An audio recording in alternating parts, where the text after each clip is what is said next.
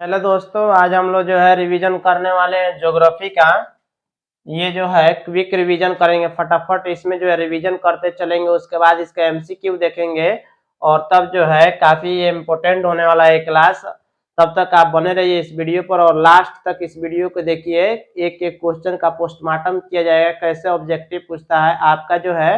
कहीं भी अगर आप ज्योग्राफी पढ़े होंगे एक बार उसका जो है रिवीजन होने वाला है। ठीक है, आप इस वीडियो को पूरा शुरू से अंत तक देखिएगा। ये वीडियो आपके लिए काफी हेल्पफुल होने वाला है। ठीक है, तो चलिए शुरू करते हैं आज का अपना वीडियो। ठीक है, ज्योग्राफी। ठीक है, ये जो है बिहार बोर्ड क्लास 10th की जो है बिहार बोर्ड क्लास 10th के बच्चों के लिए जो है काफी इंपॉर्टेंट है।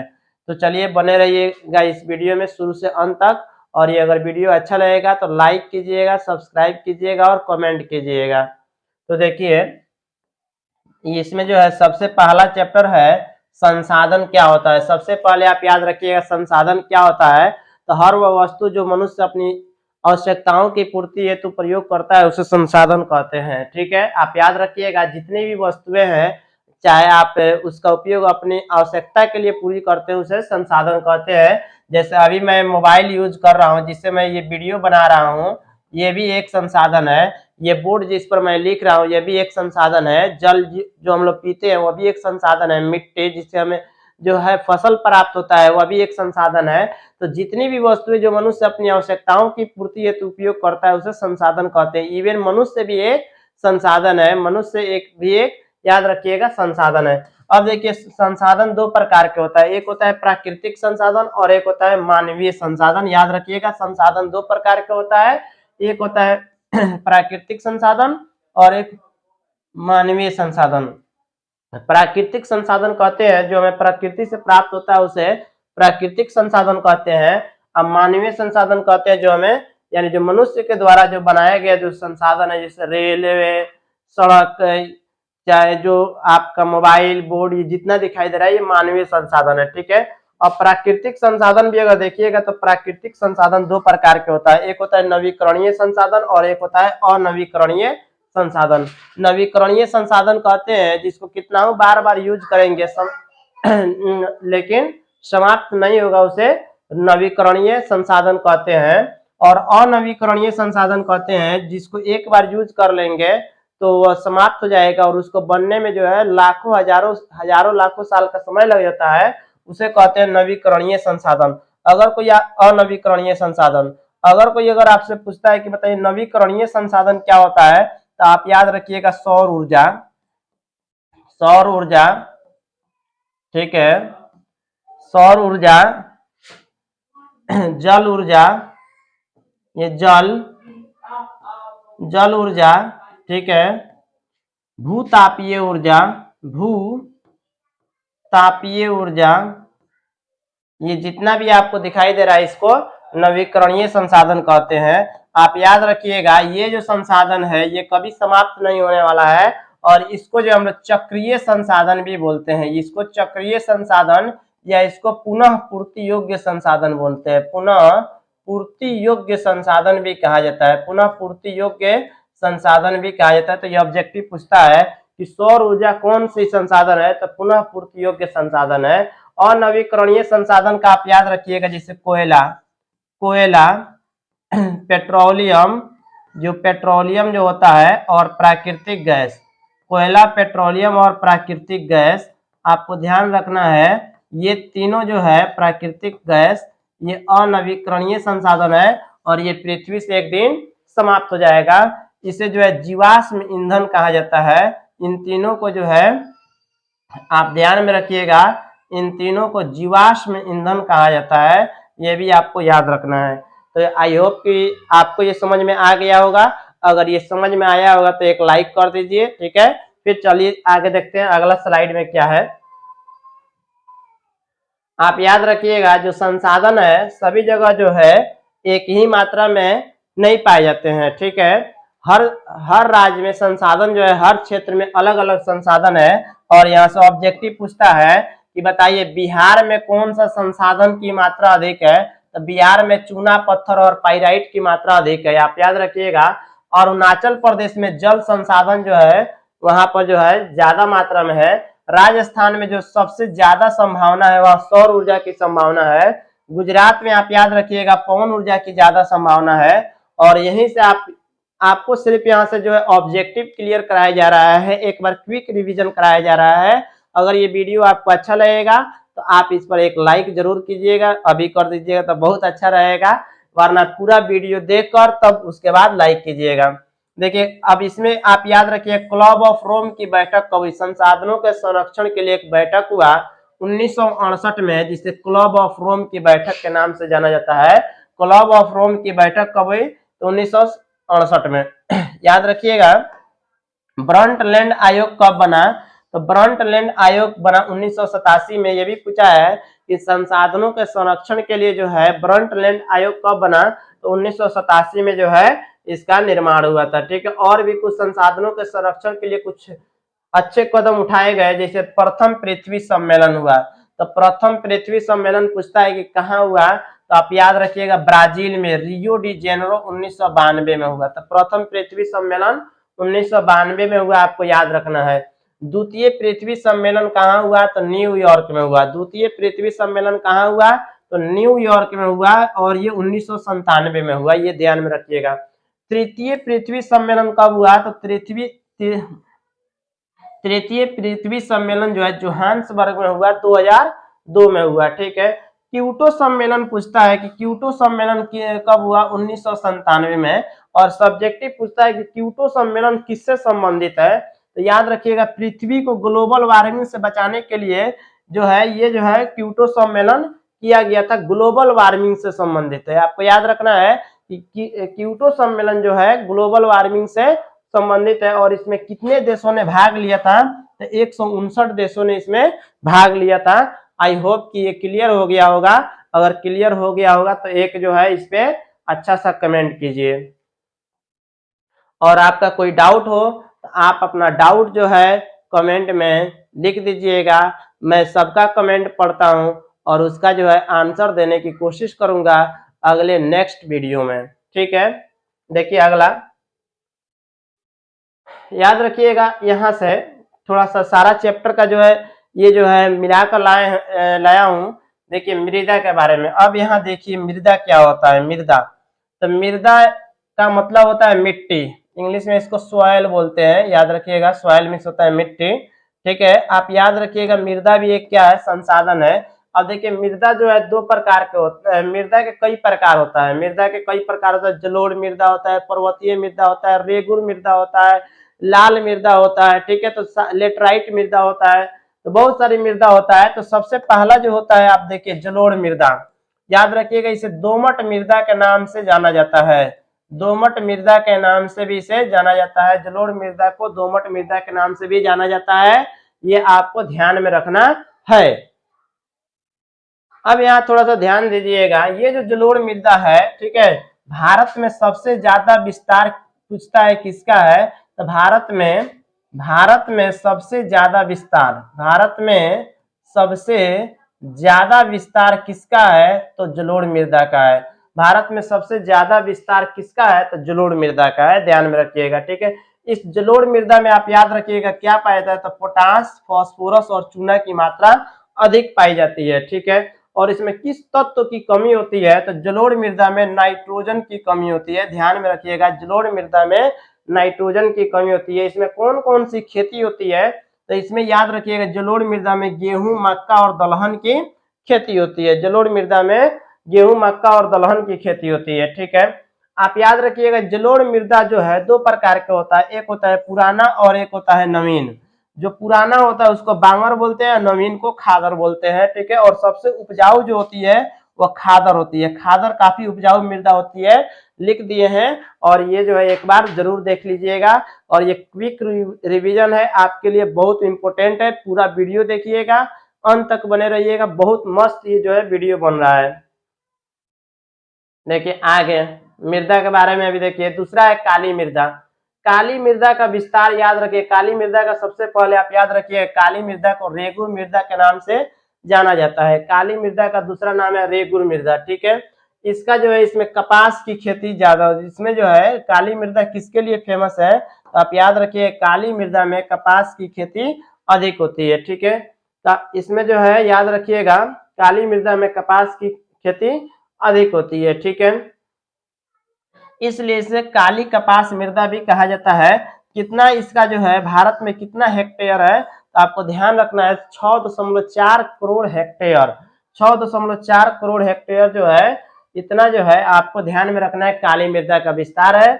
इसमें कौन कौन सा राज्य आता है, तो काली मृदा में जो तटीय प्रदेश आता है जैसे महाराष्ट्र, गुजरात, कर्नाटक, आंध्र प्रदेश और तमिलनाडु इसमें आता है। तो तटीय प्रदेश में, लेकिन सबसे ज्यादा जो है महाराष्ट्र फेमस है इसके लिए, काली मृदा के लिए महाराष्ट्र फेमस है और यहाँ कपास की खेती अधिक मात्रा में होती है।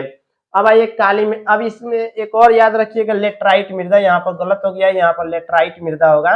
लेटराइट मृदा कितना है, तो 7.2 हेक्टेयर, 2 करोड़ हेक्टेयर है और इसका जो है विस्तार कहाँ है, तो तमिलनाडु में, कर्नाटक में, गोवा में, महाराष्ट्र में। मरुस्थलीय मृदा एक, ये भी एक मृदा का प्रकार है और इसका सबसे ज्यादा विस्तार पूछता है कहाँ है, तो राजस्थान में आपको याद रखना है। ठीक है, अगर डिटेल से पढ़ना चाहते हैं तो आप एक इसका जो है सब्सक्राइब कर लीजिए, बहुत डिटेल से पढ़ाया जाएगा। जैसा ही जो है एग्जाम बोर्ड समाप्त होगा उसके बाद जो है डिटेल से पढ़ाया जाएगा।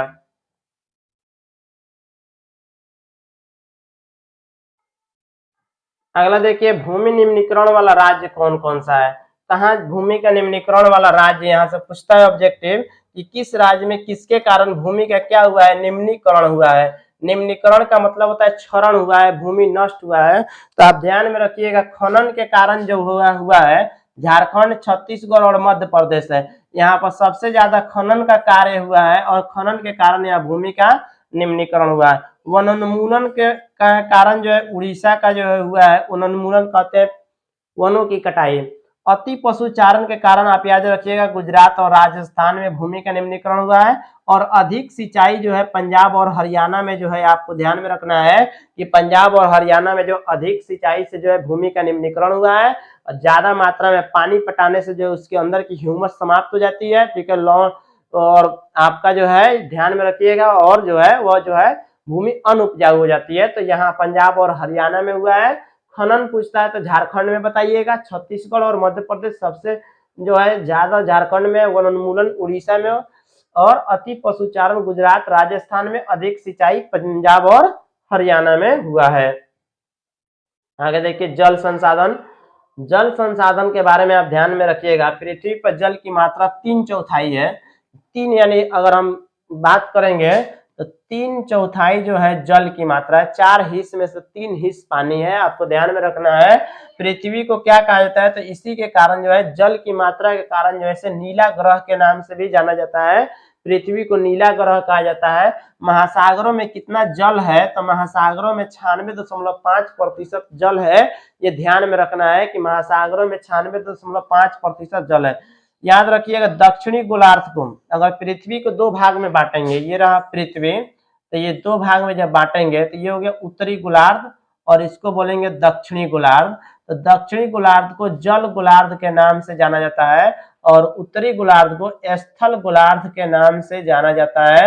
ये भी ऑब्जेक्टिव पूछ चुका है एग्जाम में कि दक्षिणी गोलार्ध को किस नाम से जाना जाता है, तो दक्षिणी गोलार्ध को आपको याद रखना है जल गोलार्ध के नाम से जाना जाता है और उत्तरी गोलार्ध को स्थल गोलार्ध के नाम से जाना जाता है। नोट में आपको याद रखिएगा विश्व के 10 बड़ी नदियों में ब्रह्मपुत्र का स्थान 8वां तथा गंगा का स्थान 10वां है।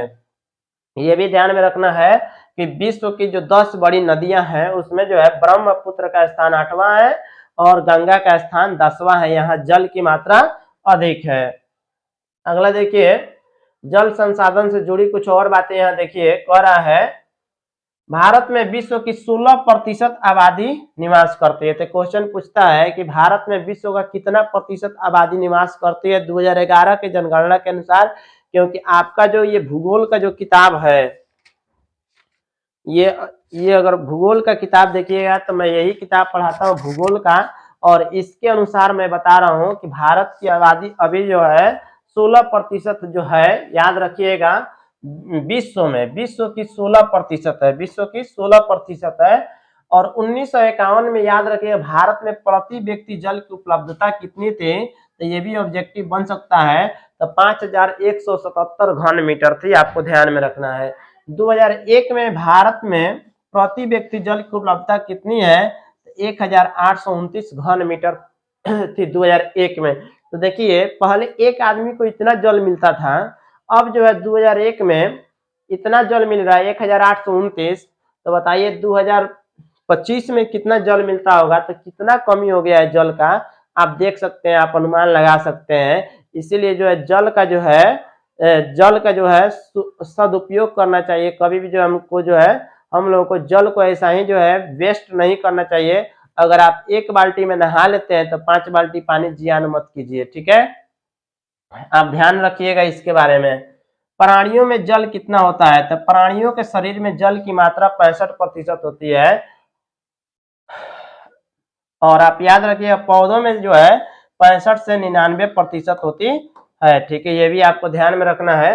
अगला याद रखिएगा जल के बारे में, जल को जो है क्या किया गया है, कुछ उसके लिए जो नदी घाटी परियोजना बनाया गया है। आप किताब पूरा पढ़ लीजिएगा, लेकिन ये नदी घाटी परियोजना नहीं दिया हुआ है। ये जो क्वेश्चन है, और यहाँ से ऑब्जेक्टिव जो है आपको देखने को मिलेगा, यहाँ से 2 क्वेश्चन 3 क्वेश्चन आपको एग्जाम में यहाँ से देखने को मिलेगा। लेकिन आप लोग जो है आप पूरा अगर भूगोल पढ़ लीजिएगा तो नहीं मिलेगा।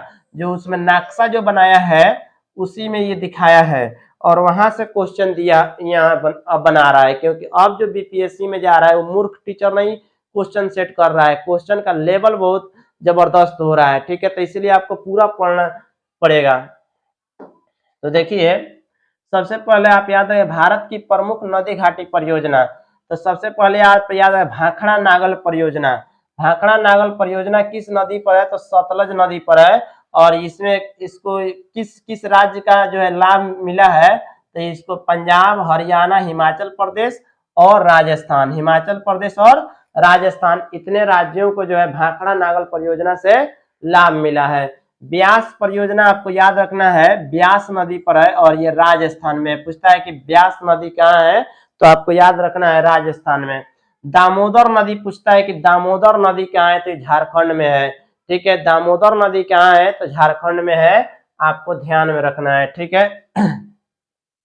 हीराकुंड बांध कहाँ है? तो ये तुंगभद्रा नदी में है, तुंगभद्रा नदी पर बना है हीराकुंड बांध, और ये तेलंगाना और कर्नाटक में है, आप याद रखिएगा। नागा अर्जुन सागर परियोजना कृष्णा नदी पर बना है, और ये आंध्र प्रदेश और तेलंगाना इससे जो है लाभान्वित है। चंबल परियोजना चंबल नदी पर, यह पूछता है कि चंबल नदी कहाँ है, तो राजस्थान में है, या चंबल परियोजना कहाँ है, तो राजस्थान में है, ध्यान में रखिएगा। कोसी परियोजना कोसी नदी पर बना है और ये बिहार में है, ठीक है, याद रखिएगा। और बिहार का शोक भी कहा जाता है, ये इसे आप याद रखिएगा, बिहार का शोक भी कहा जाता है। गंडक परियोजना गंडक नदी पर, और ये भी बिहार में है। सोन परियोजना सोन नदी में है, और ये भी सोन नदी पर बना है, और ये भी बिहार में है। तो यहाँ से ऑब्जेक्टिव आपको जो है 1-2 क्वेश्चन आपका जो है यहाँ से आपको एग्जाम में देखने को मिलेगा, 1 या 2 क्वेश्चन आपको निश्चित है, फिक्स है कि मिलेगा यहाँ से। तो इसको आप लोग जो है याद कर लीजिएगा, इसका स्क्रीनशॉट लेना चाहते हैं तो ले सकते हैं।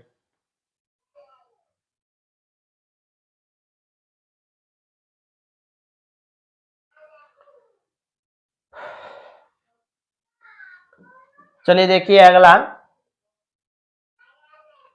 भारत की प्रमुख नदी घाटी परियोजना, एक बार यहाँ भी देख लीजिए। रिहंद परियोजना कहाँ है? तो रिहंद परियोजना रिहंद नदी पर है, ये पूछ लिया है क्वेश्चन, उत्तर प्रदेश में रिहंद परियोजना, रिहंद नदी, और रिहंद नदी कहाँ है? उत्तर प्रदेश में। महानदी डेल्टा परियोजना महानदी पर है, महानदी उड़ीसा में है, महानदी कहाँ है? उड़ीसा में। और उड़ीसा का शोक भी कहा जाता है महानदी को, उड़ीसा का शोक महानदी को कहा जाता है।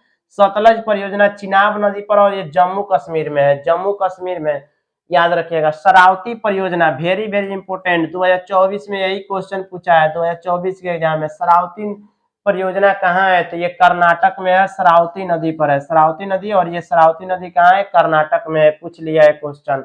नर्मदा सागर परियोजना नर्मदा नदी में है, याद रखिएगा, नर्मदा सागर परियोजना नर्मदा नदी में है। और नर्मदा नदी कहाँ है? तो मध्य प्रदेश में है, ठीक है, तो मध्य प्रदेश का शोक भी जो है, या गुजरात का शोक कहा जाता है नर्मदा नदी को। जवाहर सागर परियोजना चंबल नदी पर है, और ये चंबल नदी है राजस्थान में, ध्यान में रखिएगा। तिलैया परियोजना पूछ लिया है। तिलैया परियोजना कहाँ है? तो ये झारखंड में है। आपको ध्यान में रखना है, तिलैया परियोजना कहाँ है? तो झारखंड में है। सरदार सरोवर परियोजना नर्मदा नदी में, गुजरात में है। आप ध्यान में रखिए, नर्मदा नदी पर बना है, गुजरात में है। ये VBI है, याद रखिएगा। स्वर्ण रेखा नदी, स्वर्ण रेखा नदी कहाँ है? तो झारखंड में है। बेतवा नदी कहाँ है? उत्तर प्रदेश में, ध्यान में रखिएगा। हीराकुंड परियोजना कहाँ है? तो महानदी पर है। हीराकुंड परियोजना महानदी पर है, उड़ीसा में है। ठीक है। तुंगभद्रा नदी कहाँ है? तो कृष्णा नदी में है और ये कर्नाटक में है। और ये जो है दक्षिण की सबसे बड़ी नदी है, दक्षिण भारत की सबसे बड़ी नदी तुंगभद्रा नदी है और ये कृष्णा नदी पर है, कर्नाटक में है। ठीक है। अगला क्वेश्चन है, यहाँ से देखिए अभी और इसके बारे में, जल संसाधन के बारे में और कुछ देखिए। जल का संरक्षण के बारे में जो है कुछ बातें कही गई हैं, आप उसको ध्यान में रखिएगा। ठीक है। राष्ट्रीय जल नीति कब लागू की गई? ये VBI है, ये क्वेश्चन पूछ लिया है, लेकिन आप भी याद रखिएगा राष्ट्रीय जल नीति 1987 में लागू की गई थी। जल मिशन आप याद रखिएगा, पूर्व राष्ट्रपति अब्दुल कलाम ने चलाया था। जल मिशन योजना किसने चलाया था? तो पूर्व राष्ट्रपति अब्दुल कलाम ने। मेघालय में स्थित चेरापूंजी और मौसिन राम, याद रखिए Mawsynram, Mawsynram very very important. सबसे ज्यादा बारिश होती है यहाँ पे मौसिन राम में। सबसे ज्यादा बारिश कहाँ होती है? तो मौसिन राम में होती है, ये ध्यान में रखना है। ठीक है। चेरापूंजी और मौसिन राम में। ये क्वेश्चन भी पूछ लिया। इंदिरा गांधी नहर कहाँ है? तो राजस्थान में है, ध्यान में रखिएगा। इंदिरा गांधी नहर कहाँ है? तो राजस्थान में है, ध्यान रखिएगा। और नहीं तो वहां जाके एग्जाम में गलत करके आ जाइएगा और यहाँ घर आके हाय दैया हमारा नंबर काट लिया है लो। ठीक है। तो इसी कोई बात नहीं है। ठीक है। इसीलिए यहीं पे जो है उसका जो है क्लियर कर लीजिए। इंदिरा गांधी नहर यहाँ पे ध्यान में रखिएगा, राजस्थान में है। मैसूर यानी कर्नाटक में है। वर्षा जल संग्रहण छत पर होता है। तो वर्षा जल संग्रहण कहाँ होता है? छत पर कहाँ होता है? तो मैसूर में। बिहार की सबसे पहली एवं प्राचीन नदी घाटी परियोजना सोन नदी घाटी परियोजना है। तो ये तो ऑब्जेक्टिव बन सकता है कि बिहार की सबसे पहली एवं प्राचीन नदी घाटी परियोजना कौन सी है? तो सोन नदी घाटी परियोजना है। और ये कितनी लंबी है? तो 130 किलोमीटर लंबी है। और इसको कब बनाया गया था? तो 1874 में, याद रखिएगा। सोन की सहायक नदी कौन है? तो रिहंद। ये और रिहंद नदी अभी देखें उत्तर प्रदेश में है। डालमिया नगर आपको याद रखना है, ये रोहतास जिला में है और ये बिहार में। और ये सीमेंट के लिए फेमस है।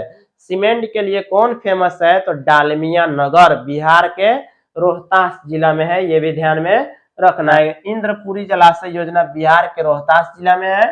दुर्गावती जलाशय परियोजना कैमूर व रोहतास जिला में है।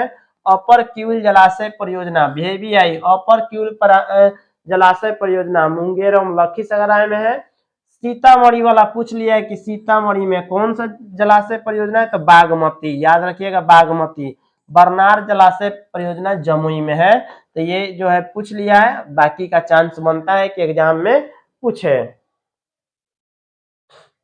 अगला देखिए, अब आगे हम लोग वन वाला चैप्टर जो है वन्य प्राणी, ये थर्ड चैप्टर है, क ख ग है। ठीक है। तो देखिए इसके बारे में आज हम लोग सिर्फ जो है क्या करेंगे, उसका जो है यानी चैप्टर जो है उसका थ्योरी देखेंगे, कल इसका ऑब्जेक्टिव देखेंगे। ठीक है।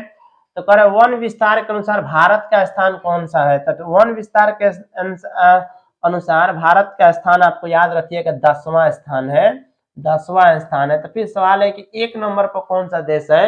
वन के मामले में 1 नंबर पर रूस है, 2 नंबर पर ब्राजील है, 3 पर कनाडा है, 4 पर US है, 5 पर चीन है, 6 पर ऑस्ट्रेलिया है, 7 पर कांगो है, 8 पर इंडोनेशिया है, 9 पर पेरू है, 10वां भारत है। आपको याद रखिएगा।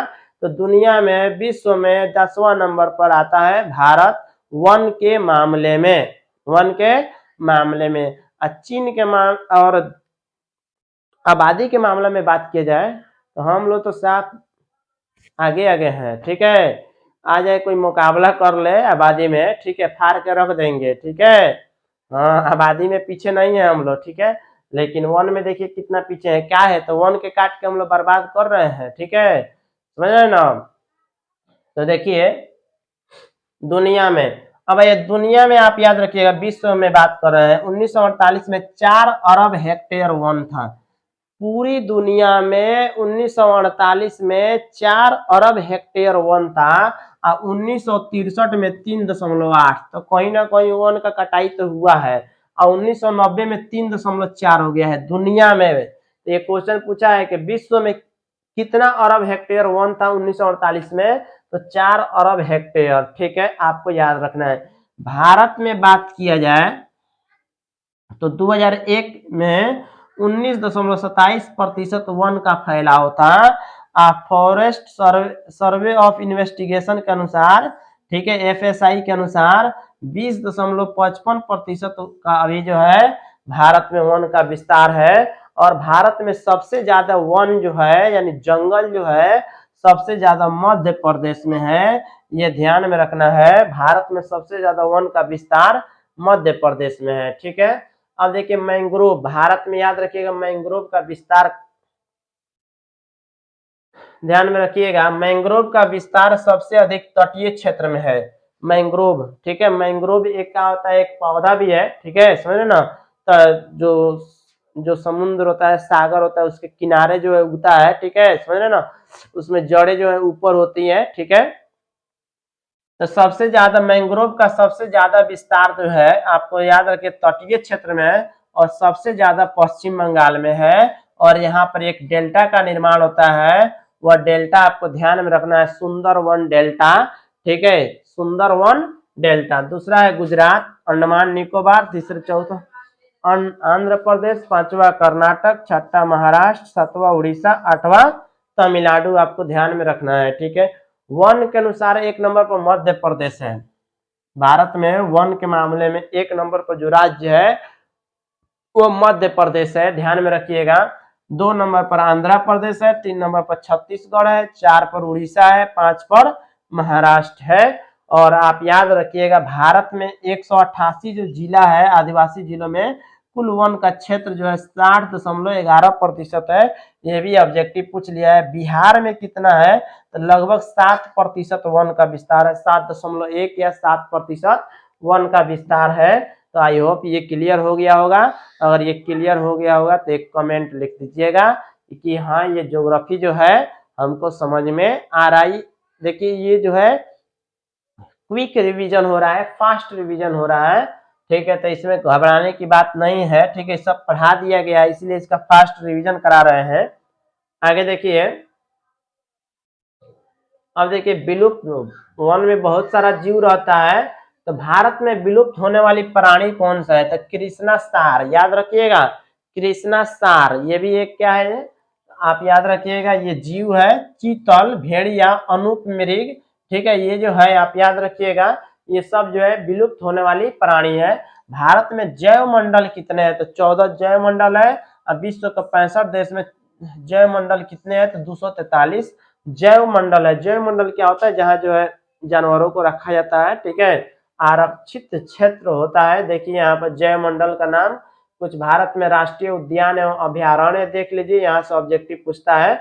आप याद रखिएगा मध्य प्रदेश में कौन कौन है, VVI कन्हा राष्ट्रीय उद्यान, भारत का सबसे पहला कन्हा और राष्ट्रीय, तो कन्हा राष्ट्रीय उद्यान कहाँ है, तो मध्य प्रदेश में है। माधव राष्ट्रीय उद्यान भी मध्य प्रदेश में, पन्ना राष्ट्रीय उद्यान भी मध्य प्रदेश में, सतपुड़ा राष्ट्रीय उद्यान भी मध्य प्रदेश में है। संजय दुबारी राष्ट्रीय उद्यान आपको ध्यान में रखना है, ये सभी के सभी मध्य प्रदेश में है। कर्नाटक में आपको याद रखिएगा गांधी सागर अभ्यारण्य कर्नाटक में है। शरावती वन्य जीव अभ्यारण्य कर्नाटक में है। भादरा याद रखिएगा अभ्यारण्य कर्नाटक में है। अब बांदीपुर राष्ट्रीय उद्यान भी जो है कर्नाटक में, ध्यान में रखिएगा। ठीक है, राजस्थान में याद रखिएगा र से राजस्थान, र से रणथंबोर, र से रणथंबोर ध्यान में रखना है। र से राजस्थान, र से रणथंबोर। घना पक्षी बिहार, वेरी वेरी इंपोर्टेंट, घना पक्षी बिहार राजस्थान में। सरिस्का वन्य जीव अभ्यारण्य, सरिस्का वन्य जीव अभ्यारण्य अभी राजस्थान में है। तो राजस्थान में 3 है यहाँ पर आपकी किताब के अनुसार से हम लिए हैं। आंध्र प्रदेश में, आंध्र प्रदेश में कौन कौन है, तो एक है कबला, वन्य जीव और मालापट्टी पक्षी विहार। केरल का VVI, केरल में पेरियार राष्ट्रीय उद्यान है, आप याद रखिएगा। और सबसे फेमस तो उधर उत्तराखंड में है, तो उत्तराखंड में आपको याद रखना है जिम कार्बेट राष्ट्रीय उद्यान। जिम कार्बेट राष्ट्रीय उद्यान उत्तराखंड में है। नंदा देवी राष्ट्रीय उद्यान, ये भी जो है उत्तराखंड में है। केदारनाथ, ये भी उत्तराखंड में है। और चीला, आप याद रखिएगा, अभयारण्य उत्तराखंड में है। ठीक है, तो ये अगर समझ में आ गया होगा तो इसका एक स्क्रीनशॉट ले लीजिए, और इसका जो है आप लोग जो है इसको जो है 1-2 बार पढ़ लीजिएगा। और इसे तो पढ़े होंगे, लेकिन ले लीजिए इसका स्क्रीनशॉट। फिर चलते हैं अपने अगले स्लाइड पे।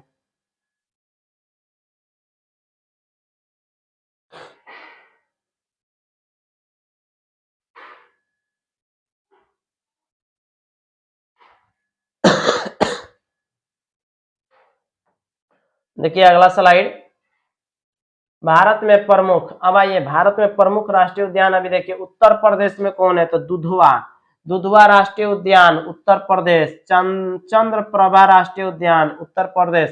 असम में कौन है तो काजीरंगा, असम में काजीरंगा मानस, असम में काजीरंगा मानस, याद रखिएगा दोनों।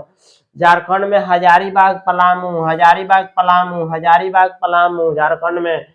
तमिलनाडु में याद रखिएगा मधुमलाई, मलाई, मधुमलाई गलती टाइपिंग में, मधुमलाई अन्नामलाई गुंडे, मधुमलाई अन्नामलाई गुंडे तमिलनाडु में। तमिलनाडु की राजधानी चेन्नई, आप ध्यान में रखिएगा। महाराष्ट्र में बोरीवाले, महाराष्ट्र में बोरीवाले। गुजरात में गिरी राष्ट्रीय उद्यान, गौ से गुजरात, गौ से गिरी, तो गिरी राष्ट्रीय उद्यान कहाँ है तो गुजरात में। हिमाचल प्रदेश में Rohila, very very important, Himachal Pradesh में रोहिला राष्ट्रीय उद्यान। शिकारी देवी वन्य जीव अभयारण्य, शिकारी देवी, शिकारी देवी हिमाचल प्रदेश। ये एक बार जो है देख लीजिएगा, स्क्रीनशॉट ले लीजिए। अगला देखिए, और पश्चिम बंगाल में कौन कौन है तो पश्चिम बंगाल में तो Sundarban tiger reserve, Sundarban tiger reserve. Jammu Kashmir में दीन गांव, याद रखिएगा। अरुणाचल प्रदेश में जादम्फा वन्य जीव अभयारण्य। सिक्किम में आपको याद रखना है कंचनजंगा, सिक्किम में कंचनजंगा। उड़ीसा में सिमलीपाल, उड़ीसा में सिमलीपाल राष्ट्रीय उद्यान। चिल्का अभयारण्य उड़ीसा में है। मिजोरम, मिजोरम में कौन है डंपा वन्य जीव, डंपा वन्य जीव मिजोरम में है। ठीक है, छत्तीसगढ़ में आपको याद रखना है, छत्तीसगढ़ में इंद्रावती, कांकेर और उद्यंत अभयारण्य, ये कहाँ है तो आप याद रखिएगा छत्तीसगढ़ में। ठीक है, नागालैंड में कौन है जी तो नागालैंड में इटेंगी, नागालैंड को वैसे भी बड़ी हार्ड नाम है नागालैंड, उसका नाम इटेंगी, याद रखिएगा। जिस तरह से उसका नाम है उसी तरह से तो आप याद रख सकते हैं। ठीक है, कुछ और मुख्य पॉइंट आप याद रखिए। मुरैना किसके लिए, मुरैना मध्य प्रदेश में है, और ये घड़ियाल प्रजनन का केंद्र स्थापित किया गया है। घड़ियाल के लिए फेमस कौन है तो मुरैना। उजले बाघ के केंद्र के लिए कौन है तो नंदन कानन उड़ीसा में है, नंदन कानन उड़ीसा में है। कुशेश्वर अभयारण्य पूछता है कि कुशेश्वर अभयारण्य कहाँ है तो दरभंगा जिला बिहार में, दरभंगा जिला बिहार में। जर्म प्लाज्म किससे संबंधित है तो धान की एक प्रजाति है जो भारत में बासमती चावल के समान है, याद रखिएगा। जर्म प्लाज्म क्या है, धान की एक प्रजाति है जो भारत में बासमती चावल के समान है। हॉट स्पॉट की पहचान किसने की थी तो नॉर्मन मेयर्स ने की थी 1988 में, यह भी पूछ लिया है क्वेश्चन। हॉट स्पॉट्स की पहचान किसने की थी तो नॉर्मन मेयर्स ने की थी 1988 में की थी। ये तो बीपीएससी में हुआ पूछा है क्वेश्चन, ये जो है बीपीएससी का क्वेश्चन देख रहे थे, बीपीएससी टीआरई में, ये जो है बीपीएससी टीआरई में क्वेश्चन पूछा हुआ है। ठीक है, तो प्राकृतिक संसाधनों के संरक्षण पर कौन सा कानून बना था, अफ्रीकी कन्वेंशन हुआ था, और ये 1968 में हुआ था। तो ये क्वेश्चन पूछा है कि प्राकृतिक संसाधनों के संरक्षण पर 1968 में कौन सा कन्वेंशन हुआ था तो अफ्रीकी कन्वेंशन। वन संरक्षण एक्ट कब लागू हुआ तो 1980 में, ध्यान में रखिएगा। संजय गांधी जैविक उद्यान कहाँ है तो संजय गांधी जैविक उद्यान, ध्यान में रखना है, पटना में है। आयुर्वेद का जनक किसे कहा जाता है तो आयुर्वेद का जनक महर्षि चरक को कहा जाता है, और महर्षि चरक ने किताब लिखा था जिसका नाम है चरक संहिता, चरक संहिता। तो ये भी पूछता है कि चरक संहिता, चरक संहिता किनकी किताब है? तो चरक साहब की किताब है, ध्यान में रखिएगा। भारत में 33% पुष्पीय पौधे भारतीय मूल के हैं, ध्यान में रखिएगा। यूनेस्को के सहयोग से भारत में 14 जैवमंडल आरक्षित क्षेत्र की स्थापना की गई है। इसका भी स्क्रीनशॉट लेना चाहते हैं तो ले सकते हैं। अब आइए, भारत में जो 14 जैव मंडल है, 13 ही वो लिखे हैं, 14 जैव मंडल में से एक छूट गया है, देखिए।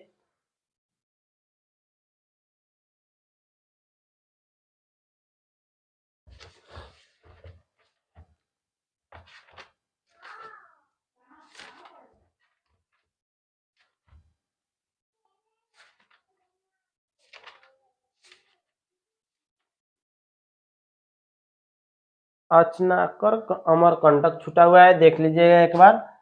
तो पहला नीलगिरी कहाँ है? तमिलनाडु में, याद रखिएगा। ये एक रिजर्व जैव मंडल है। नंदा देवी उत्तराखंड में, नोकरेक मेघालय में, मानस असम में, मानस असम में है। सुंदरवन कहाँ है? तो पश्चिम बंगाल में। मन्नार की खाड़ी, ये भी एक जैव मंडल है, तमिलनाडु में है, ध्यान में रखिएगा। ग्रेट निकोबार, अंडमान निकोबार। सिमलीपाल उड़ीसा में है, सिमलीपाल उड़ीसा में। Dibru Saikhowa, very very important, Assam में है। डिब्रू सैखोवा असम में। दिहांग देवांग, ये आंध्र प्रदेश में, दिहांग देवांग। कंचनजंगा सिक्किम में है, ध्यान में रखिए, कंचनजंगा सिक्किम में है। पंचमढ़ी मध्य प्रदेश में है। अगस्त मल्लाई केरल में है, अगस्त मल्लाई केरल में है, ठीक है। अचनाकर अमरकंटक ये मध्य प्रदेश में है। एक और है अचनाकर अमरकंटक, मध्य प्रदेश में है। औषधीय पौधा का उपयोग आप याद रखिएगा, क्वेश्चन पूछता है कि मार्फिन का उपयोग कहाँ किया जाता है? तो दर्द निवारक में किया जाता है। क्यूनाइन का उपयोग कहाँ किया जाता है? तो मलेरिया में किया जाता है। और टेक्सोल का उपयोग कैंसर के उपचार में किया जाता है, ये ध्यान में रखिएगा। अगला देखिए, अब यहाँ से जो है आपका शुरू होता है खनिज संसाधन। देखिए अब खनिज संसाधन, ठीक है। खनिज याद रखिए, खनिज दो प्रकार के होता है, एक होता है धात्विक खनिज और एक होता है अधात्विक खनिज। धात्विक खनिज कहते हैं जिसमें धातु होता है, ठीक है, उसे धात्विक खनिज कहते हैं। अधात्विक खनिज जिसमें धातु की मात्रा नहीं पाई जाती है, उसे अधात्विक खनिज कहते हैं। धात्विक खनिज में लौह अयस्क आ जाएगा, तांबा, निकिल, निकिल है ये गलत हो गया, निकिल और मैग्नीज आ जाएगा। अधात्विक खनिज में चूना पत्थर, डोलोमाइट, अभ्रक, चूना पत्थर, डोलोमाइट और अभ्रक, ठीक है, आप ध्यान में रखिएगा।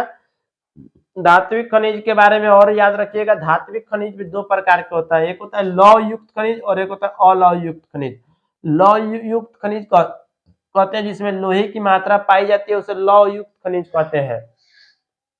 अलौह युक्त खनिज कहते हैं जिसमें लोहे की मात्रा नहीं पाई जाती है, उसे अलौह युक्त खनिज कहते हैं। जैसे सोना, चांदी, सीसा, बॉक्साइट, टीन, तांबा, ये अलौह युक्त खनिज है। सोना में लोहा नहीं पाया जाता है, चांदी में, सीसा में, टीन में जो है ये टीन लिखा हुआ है, ठीक है, ये अलौह युक्त खनिज है, ध्यान में रखिएगा। अधात्विक खनिज में आप याद रखिएगा, अधात्विक खनिज दो प्रकार के होता है, एक होता है कार्बनिक खनिज और एक होता है अकार्बनिक खनिज। कार्बनिक खनिज में कोयला, पेट्रोलियम और प्राकृतिक गैस आता है, और अकार्बनिक खनिज में अभ्रक, ग्रेफाइट और जिप्सम, डोलोमाइट, चूना पत्थर आता है, ध्यान में रखिएगा। लौह अयस्क याद रखिए, कैम्ब्रियन की पूर्व की चट्टानें धरवाड़ से निकलता है। मैग्नीज कैम्ब्रियन की वहीं से निकलता है। तांबा, सीसा और जस्ता का जो है ये कहाँ से निकलता है? तो अरावली श्रेणी से तांबा, सीसा और जस्ता का निष्कर्षण होता है, वहां से निकलता है। चूना पत्थर, डोलोमाइट और जिप्सम कटप्पा से निकलता है। कटप्पा लिखा है, कटप्पा नहीं लिखा है, ठीक है, कटप्पा मत पढ़िएगा, ठीक है। कटप्पा ने बाहुबली को क्यों मारा था वो नहीं है, ठीक है। देखिए अगला, अगला देखिए कह रहा है लौह अयस्क। लौह अयस्क, तो लौह अयस्क तीन प्रकार के होता है, haematite, magnetite, limonite. Haematite, magnetite, limonite. Haematite 68% जिसमें लोहे की मात्रा 68% होती है। हेमेटाइट, मैग्नेटाइट में 60% लोहे की मात्रा होती है। लिमोनाइट में 40% होती है। हेमेटाइट लाल अयस्क कहलाता है, मैग्नेटाइट काला अयस्क कहलाता है और लिमोनाइट पीला अयस्क होता है, ठीक है, ध्यान में रखिएगा, ठीक है। विशाखापट्टनम बंदरगाह से लोहे का निर्यात होता है। विशाखापट्टनम से जो है आंध्र प्रदेश में विशाखापट्टनम से लोहे का निर्यात होता है जापान को। किसको होता है? जापान को। विशाखापट्टनम बंदरगाह से लोहे का निर्यात जापान से होता है। गोवा में एक जगह है मरमा गांव, वेरी वेरी इंपोर्टेंट। मरमा गांव पूछता है कहाँ है, तो गोवा में है। तो मरमा गांव पत्तन से लोहे का निर्यात किया जाता है, ठीक है। अब देखिए लोहा कहाँ कहाँ से निकलता है, देखिए कर्नाटक से निकलता है, छत्तीसगढ़, उड़ीसा, गोवा, झारखंड, महाराष्ट्र, आंध्र प्रदेश, तमिलनाडु। कर्नाटक में कौन कौन सी जगह है, तो बिलारी, हॉसपेट, चिकमंगलूर, और एक है काला हांडी, और एक खान है काला हांडी। यहाँ से लोहा निकलता है, ध्यान में रखिएगा। छत्तीसगढ़ से भी लोहा निकलता है, बैलाडीला। छत्तीसगढ़ पूछता है बैलाडीला कहाँ है, छत्तीसगढ़ में। बादाम पहाड़ कहाँ है, उड़ीसा में है, ठीक है।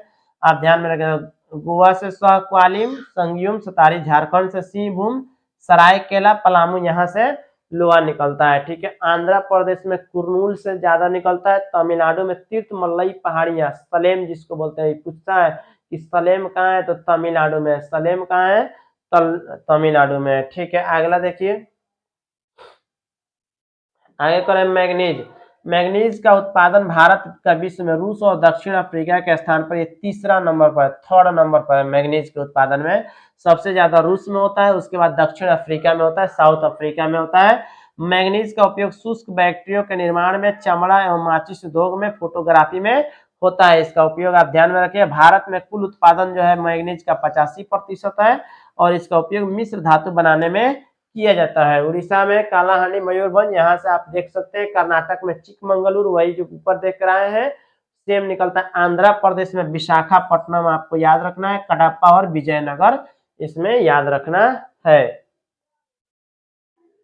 अगला देखिए बॉक्साइट का। बॉक्साइट भी एक क्या है, अयस्क है। बॉक्साइट का उत्पादन कहाँ होता है, देखिए बॉक्साइट या अल्युमिनियम का अयस्क कहते हैं। क्वेश्चन पूछता है एल्युमिनियम का अयस्क कौन सा होता है, तो बॉक्साइट। इसका उपयोग वायु निर्माण और घरेलू सजावट में किया जाता है, ठीक है।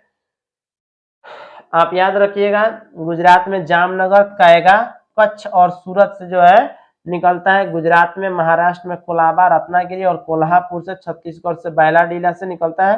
कर्नाटक में बेलगांव से। तमिलनाडु नीलगिरी, सलेम और मदुरई से मैग्नीज निकलता है। जम्मू कश्मीर में उधमपुर से लोहा मैग्नीज निकलता है। तांबे का याद रखिएगा उपयोग कहाँ किया जाता है, तो विद्युत उपकरण में बनाने में किया जाता है। झारखंड में से तांबे का जो है तांबे का खनन कहाँ है, तो कौन करता है, तो हिंदुस्तान कॉपर लिमिटेड। ऑब्जेक्टिव पूछता है कि तांबे के खनन कार्य कौन करता है, तो हिंदुस्तान कॉपर लिमिटेड करता है। और ये झारखंड जिला में है, हजारीबाग पलामू में है।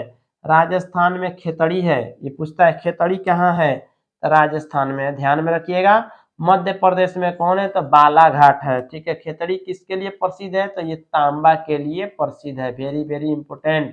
तांबा के लिए कौन प्रसिद्ध है, तो खेतड़ी, ध्यान में रखिएगा ये।